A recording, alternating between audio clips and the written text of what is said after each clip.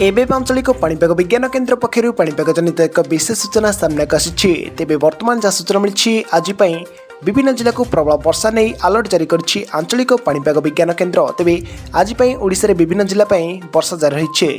तेज ओडिशा केउ सब जिले में अत्यधिक मात्रा वर्षार संभावना रही और केउ सब जिला अलर्ट जारी कर आंचलिक जलवायु केन्द्र पक्षर ताकि भिडियो संपूर्ण अपडेट पाइपर।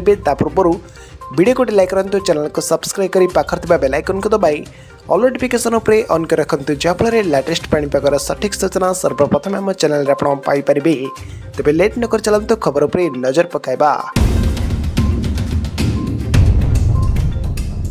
तेज बर्तमान जहाँ सूचना मिली राज्य में वर्षा जारी रही। आगामी 48 घंटा मध्य सक्रिय घूर्णिबलय सदृश लघुचाप परिणत हो प्रभाव में आगामी 31 तारिख पर्यंत वर्षा राज्य में लगी रसंता 24 घंटा मालकानगिरी और कोरापुट रे प्रबल भीषण वर्षा को नहीं अलर्ट जारी कर जलवायु केन्द्र पक्षर।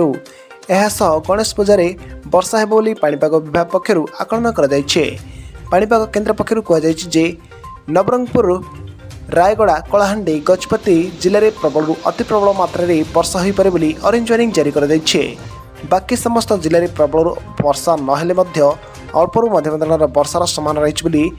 येलो वार्निंग अलर्ट जारी कर आज मालकानगिरी अति प्रबल वर्षा को नहीं ऑरेंज वार्निंग जारी होता बेले बाकी 29 जिला को हलदिया चेतावनी बा येलो वार्निंग जारी कर लघुचाप प्रभाव राज्य में वर्षा सह पवन अधिक रहिबो। समुद्र अशांत रहिबारु मत्स्यजीवी मानकु पानी भितर को जीवा को मना कर सेपरी 5 दिन पर्यंत मत्स्यजीवी मानकु समुद्र को बारण कर तेबे से आपण माने अलर्ट रहंतु। तेबे आपण माने केउ जिल्लारु आम वीडियो को देखुछंती, आपण कोन जिल्ला रे वर्षार परिमाण केउ रही वीडियो कमेंट बॉक्स रे निश्चय कमेंट करी जणांतु।